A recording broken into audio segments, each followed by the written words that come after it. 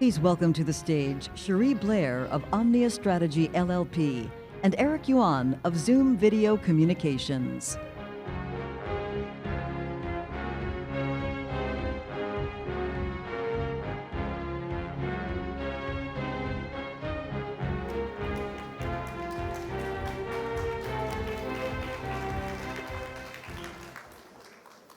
Well, good morning, everybody. Eric, Zoom is a household name. Everybody in this room will, I know, have experience of Zoom. And I know in my own practice as an international trade disputes lawyer, it has transformed the cost and the convenience of many of our hearings. But Zoom is much more than just a meeting place. And I was particularly interested in how you see the future for Zoom and how AI plays into that. Yeah, thank you, Cherie. Good morning, everyone. And hopefully, all of you ever tried a Zoom experience before. Just in case, some of you never get a chance to try Zoom, maybe I just quickly introduce, who we are. And Zoom is based in San Jose, California, and our company mission is to provide AI-first work and learning platform for limitless human connection. And we are doing all we can to deliver happiness to our customers and in connecting their friends and families, in getting medical and public services, and in workplaces and schools. And Cherie, you are so right. We are way more than just the video conferencing tools. And we are building an AI-first work and learning platform. You look at it, our video conferencing, the phone, chat, email, calendar, and a whiteboard, and the contact center, and a Zoom document. Essentially, we would like our customer live within a Zoom client to get most of the work done, right? Speaking of AI, I'm very, very, very excited because, you think about the impact of AI. I think it's changed everything. It will make our life and work much better. And luckily, we already heavily invested into AI a few years ago, even before ChatGPT was born early last year. And you think about those features, right? Today, when I wake up, I use a Zoom client. I join so many meetings. I compose the email, I chat a message. I think today, when we look at AI, it can completely change the way for me to work. Now in the morning, when I send a chat message to my team, sometimes message I received very long. We have the AI feature. You can quickly summarize a chat message, help me draft the chat message or draft the email. And also when I join a meeting with you, quite often, especially for long meetings, right? Maybe our chief of staff will write the meeting notes, do so many, kind of note taking. Now with AI, we have AI companion, right? Can give you a transcription, generate a meeting summary. By the way, very accurate meeting summary. And within that meeting summary, action items, and you can follow up. And at the same time, one of my favorite features for Zoom is a virtual background. And quite often, I need to manually upload some pictures. And now with AI, we can leverage AI to generate, a virtual background. And also look at every other services, contact center, we leverage AI to create a virtual agent, and leverage AI to create a whiteboard. I think almost everywhere we think about how to leverage AI to improve our product experience, make our platform much better, and we are very, very excited about the AI opportunity here.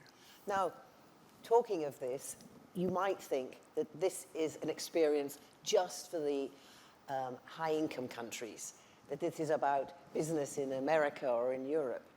But with my work with the Cherie Blair Foundation for Women, working with entrepreneurs in low and middle-income countries, I can tell you, the research we've done, it shows that women in those countries, entrepreneurs in those countries, also see the benefits of AI, also want access to AI. 44% of the women that we surveyed had already used AI in some ways to enhance their business, rather in the way you were saying. But 100% use Zoom, right? Absolutely, they do absolutely use Zoom. But I'm very curious about whether you see this just AI and Zoom just about workplace productivity, or do you see it also having an impact on things like healthcare and education? Well, I think, that's a great question. I think, should to be on boats. So meaning, and for sure, we have a huge, the productivity impact, in the workplace, right? I just mentioned all those features and the tools. In terms of like healthcare education, I think, fortunately, healthcare and education are top two vertical market we are working on. And you look at the healthcare market opportunity, and in America, right? So we are a number one vendor in terms of supporting telemedicine. And today, the way it works, right? The doctors and the patient, right? They use Zoom, right? For the first time, the patient visit, and also have very good integration with Epic and Cerner or other tools. But quite often, it will take some time for doctor to really understand the data, right? And how to leverage AI agent, right? To look at the patient data, give a real-time analysis, and also at the same time to leverage AI to give a customized and the treatment plans as well, right? Those tools and are available, and also we better and better. And also another example in terms of telemedicine, look at it for those patients, right? Maybe in the underserved communities, right? How to leverage AI to do the remote monitoring, right? Let's say a senior at a home, and let's say unfortunately for whatever reason you fall down, and AI can detect that, send a signal, right? And this is part of healthcare as well. I think AI can make it much more powerful. In terms of education, I think, today, quite often, you still need to get together, right? And to learn something. And with the technology, with the AI, and by and large, look at all of the content, still most of the content is not tailored for, local language, and also not customized, right? To leverage AI, you can translate any of those content to local language. And also students, right, they can access, global network with the AI, right? Find the customized content and find the right tutor, and also access to the global network. I think AI, essentially you have, think about this way. You think about AI molecular agent. You say, I want to learn AI now, and find the right content for you. And if it's a local content, if you have questions, find the right mentor, advisor to teach you. I think AI can change the way for us to learn as well. So you're seeing Zoom as being able to adopt this and add it into the services they're already providing to people. Absolutely. And it used to be, let's say I live in South Africa, right? How to access those the content, how to access this global network is hard. Right? For now, with the AI, no matter where you are, you can access those content, and very easily. We, of course, in our work have seen this particularly. One of the ways we have used Zoom in the work we do with women entrepreneurs is in our global mentoring platform. It has enabled mentors living in the United States or in Europe to have real-time communication with women entrepreneurs and help them solve business problems, and also develop a relationship which couldn't possibly have happened without the technology. It's really a quick question, sorry for interruption. So which year did you start using Zoom? We were very early adopters of Zoom, even before. I mean, most people here probably think Zoom is something that came with COVID. But in the work we were doing, we were already using Zoom before that on our mentoring platform. And when COVID came, it was very clear to us how even more important it was to enable business to continue. I mean, it's very much a part of our mission for economic inclusion. Yep. And that's inclusion for people in low and middle income countries, but also it's inclusion for women in relation to flexible working. I mean, people, I think, in this audience would probably think of Zoom as one of the ways to enable people to work flexibly. I mean, did COVID make that difference to Zoom? Yeah, a little bit, yeah. So more people, they know how to access modern tools like Zoom, right, to access, the global network, so. And what about the way, do you see this as something, how do we make it available to people? Is this just a rich person's tool? How do we make it available more widely? I think, first of all, when I started Zoom in 2011, right, the goal was to build a seamless, communication tools, to make the world a much better place. And since then, right, especially during the COVID, right, let's say the end of 2019, look at our daily meeting participant, only 10 million participants, the peak day, right? And in March of 2020, at that time, almost more than 350 million daily meeting participants. And, all those participants, came from everywhere in the world, right?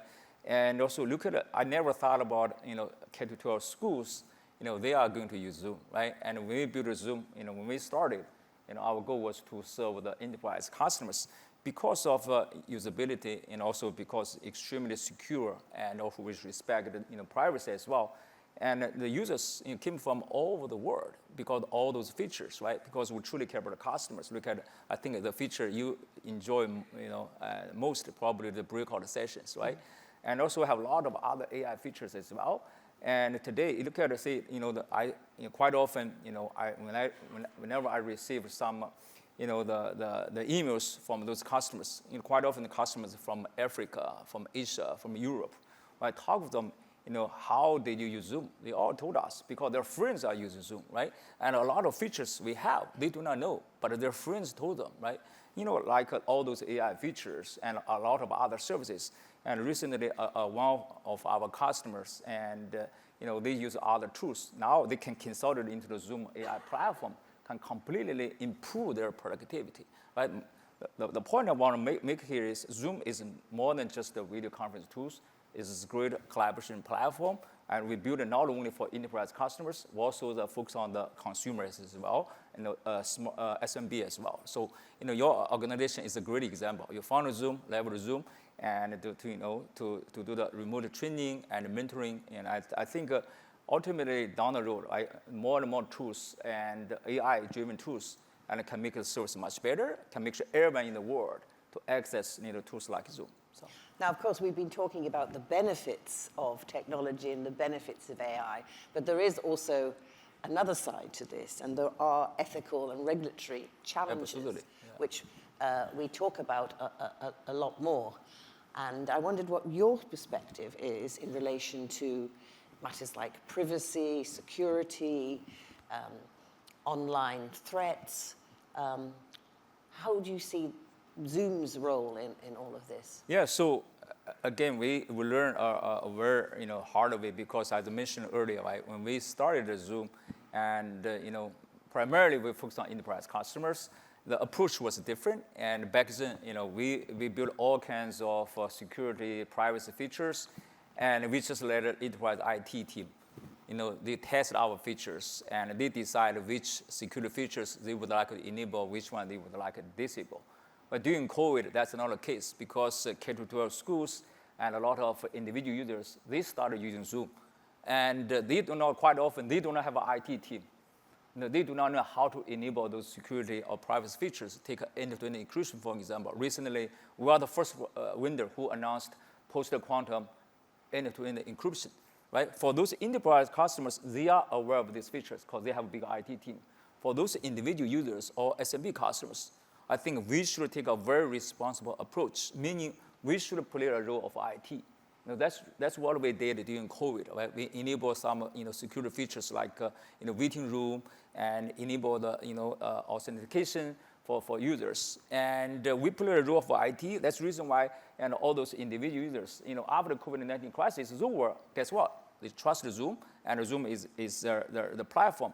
And internally, we realize we have to take a very responsible approach, not only for privacy, security, but also for AI as well. We have a very large security team. Everything we do here, we always look at it from a customer perspective. I give one example. Take my favorite feature, virtual background. I mentioned, right? We use AI to generate virtual background. And a few months ago, we were ready to announce that feature.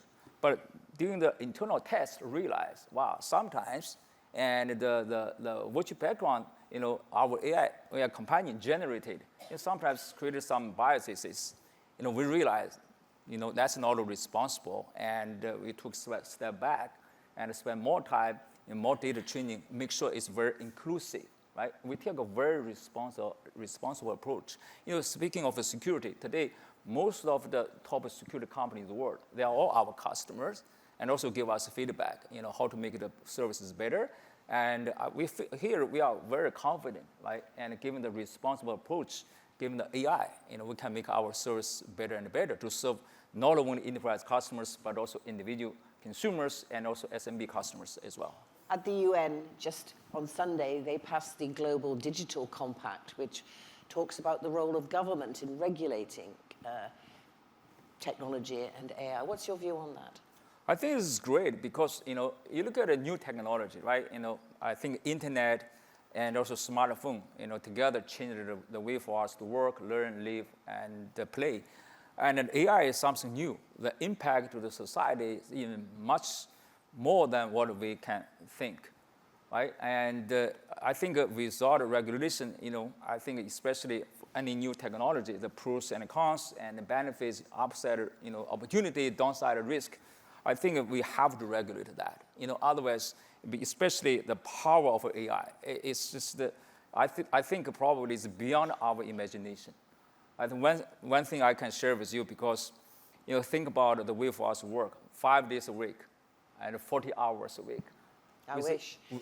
With AI, maybe, you and I work hard, maybe 6 days or 7 days. So I think with the AI, I can tell you, very soon, maybe in the next 20 years, maybe sooner, we do not need to work for 5 days. AI can help us just work for 32 hours, 4-day work week. I think that will become reality. Without regulation, you do not know, right, what's the impact, to the society, right? However, not only to get the government support in terms of regulation, every company like Zoom, we also need to take a very responsible approach. The private sector and the government, we got to work together to think about how to leverage AI, make the society, community, and the world a much better place. Well, thank you so much for that perspective. I think the message is a very positive one. Zoom and AI can really make a huge difference across the world, but it needs to be ensured that people's privacy and safety is also secure. Yeah, absolutely. And what we need is responsible companies working together with governments and consumers, and indeed the wider voluntary sector, to ensure that the benefits of technology are shared, and not merely for the rich, but actually that benefit is worldwide and positive. So thank you, Eric, and thank you for listening. Thank you.